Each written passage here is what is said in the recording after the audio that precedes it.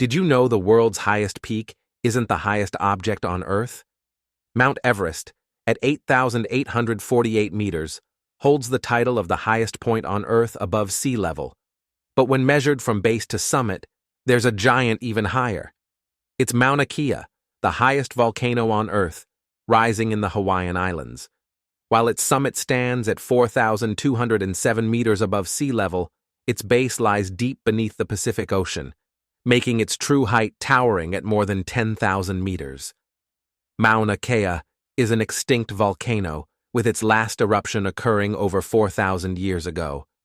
Follow for more interesting facts.